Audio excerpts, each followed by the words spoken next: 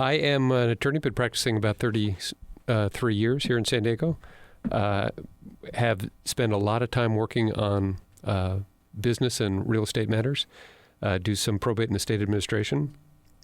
And, a frequent question I get from people is, what form of entity should I have for my business? As you say, a lot of people get busy starting, their business rolling. They got an idea to make some money, and they're out there doing it and moving as fast as they can to keep up with the demands of the business, and don't stop ahead of time to think about what it is the best form for them to operate in. And as you mentioned, there's a few basic forms of entities to have. You can have a limited liability company in California, a corporation. Corporation has two variables, an S Corp or a C Corp. There are also limited partnerships as an option. So the basic purpose people have, the benefit you get out of having an entity to run your business in, is that you encapsulate risk. Right. People can only reach the assets in the business entity, not your other personal assets, if you structure things right and you operate your business as you should. Yeah. And I would venture to believe that it's not like most folks don't know that these exist, but it might be that they don't know enough about them to know how it might be important for them to consider for themselves. Like I mentioned kind of at the top there, it's like maybe they don't feel like their business has matured enough yet, right? Or there's a certain point of income that they'll reach where once they hit that mark, okay, well then I'll go legit and create that level of structure, right? So maybe we could 101 this a little bit, Marshall. Like, let's go back to that basis. How do we do like a versus so that people can find themselves in that truth? Like, why would you be one of those four?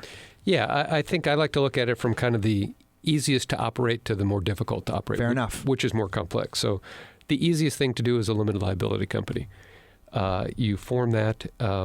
You're not required to hold annual meetings. You're not required to have appointment of boards of directors. You can either be a member manager if you're very small, or you can appoint a manager.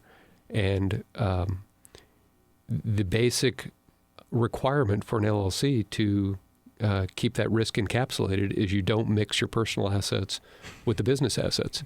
Beyond that, once you formed it, there's not a whole lot of requirements out there. I laugh not to cry, though, because isn't that like the most common fail of most folks in that space? In the space of owning your own business? Sure. Is the commingling? Oh, yeah. Because it's easy to do if you're in a hurry. Right. Right. But it's a line you really don't want to cross. What many people don't realize about LLCs is that they are a little different from a tax perspective, because you have the potential for a gross receipts tax on an LLC. It's a graduated tax. It starts at, if I'm remembering correctly, $250,000 and caps out at about $2 million of gross receipts. So you don't get deductions off that. So if you're in a high margin, low volume business like rental property, it's a pretty good vehicle for you. If you're in a low margin, high volume business, restaurants are sometimes cited as an example of that, where you have a lot of gross sales, but your margin overall, once you have all your overhead costs, are not that great. It may not be the best choice for you. You may be better off with an S Corp that still allows, the benefit of an LLC or an S Corporation is it allows pass-through of income to your personal income tax returns. You're not getting taxed at the entity level and then getting taxed again on your personal income. The exception with the LLC is that you do have this gross receipts tax. It's small, but it's there, and it was designed originally to try and match the tax impact for the state of California. They can collect as much as they would have collected had you formed an S corporation. And you keep mentioning S Corp. I feel like that's probably the most popular one that I find. So let's. It's been around the longest, and is fairly common because of that. And the S Corp, from a state law perspective, you form it in the same way. You have articles of incorporation. You have to have bylaws. You have to have a board of directors. You have officers, president, secretary, treasurer, typically, and it runs and operates pretty much the same way as the alternative is a C Corp. Those are S Corps and C Corps are both tax statuses.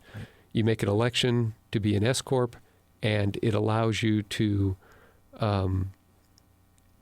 pass that income through to your personal taxes with minimal taxes at the corporate level, which is a big advantage. The flip side of that is with the C Corp, you do pay taxes at the corporate level. There's a corporate income tax structure, both state and federal. However, you can do things that you can't do with an S Corp and have certain benefit plans, like a profit sharing plan, say, or a 401k plan that you can't do in the S Corp. So you really need to think ahead as to what, work with your tax advisor, think ahead and pick the structure that's going to work best for you in the long run.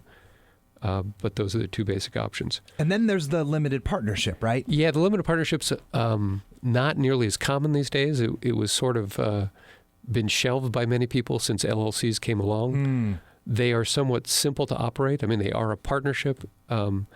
California has basically, for non-professional entities, there are basically two types of partnerships. There are general partnerships, was you and I say we're going to open a business. We just throw our name on the door, rent some space, and start selling widgets.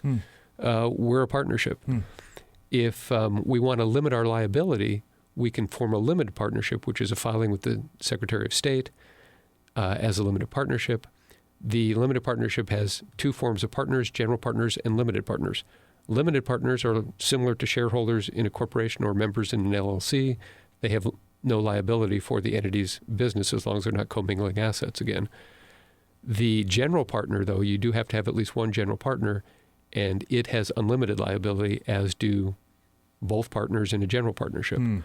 So when you form a limited partnership, you're typically forming a corporation or LLC to go with it, to be the general partner, and you take that unlimited liability and you put it in a second little box of the corporation or the LLC.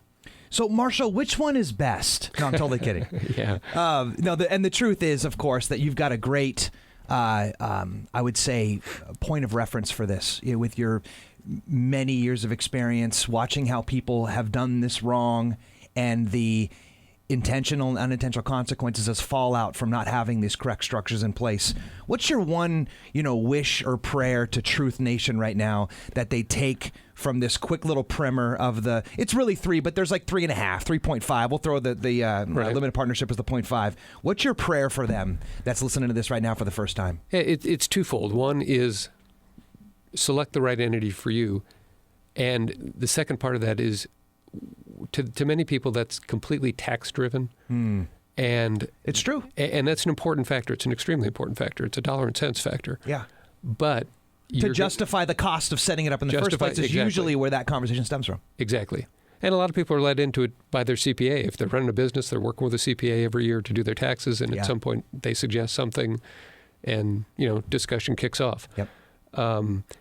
What a lot of people don't take a minute to do is also think about who they are and how they really operate in the world. And so if you can go from, we're keeping it at the kind of 101 level for people, but you can go from a fairly simple entity like the LLC to a far more complex setting in a variety of fashions. But the key to that more complex setting is, can you do all the things you need to do to keep everything in order? And if you're not the kind of person who focuses on paperwork and, dotting your I's and crossing your business T's every day, then you want to keep it very simple. Yeah. And if you can't even if you're not the kind of person who knows you're not going to be able to resist depositing that business check in your personal account because you don't have time to make 2 deposits that day. Because you're also the entrepreneur, you're also the manager. You're the sales guy, you're the janitor, you're doing it all. Well said. And if that's your reality, then it's questionable whether you should bother forming an entity yet. Or what I'd throw a spirit back in that context of the prayer and say, get a team. Exactly. You get the right team. Assemble, flank yourself with the things that you're not the best in the world at, so that you can actually have something that stands up on its legs, right? That's actually absolutely a fantastic opportunity for us to mention to folks how they might be able to get such an amazing team if they were so lucky on their side. This is a good opportunity, gang, to reach out to Marshall. He's got the 2 best ways to do it is through the internets, right? You've got yourself parked up there on petersonprice.com. Exactly. I don't need to spell that. That's pretty self-explanatory. Or you can call him the old-fashioned way at 619-234-03 6-1. In case I'm catching the car right now and you're texting while driving illegally, don't do that. Have your friend write it down. 619-234-0361. By the way, gang, we're streaming this whole conversation live right now over on the Twitter app. So if you got any questions for Marshall, you can tweet them live and we'll get them asked live on the show. And coming up, if you can imagine this being the life of a business cycle, we broke down the primary, the 101, as you said, with the 4 different 3.5 types of entities. Now let's talk entrance and exit strategy. And if you don't have one of those in place, you're going to want to listen right after this. We'll be right back.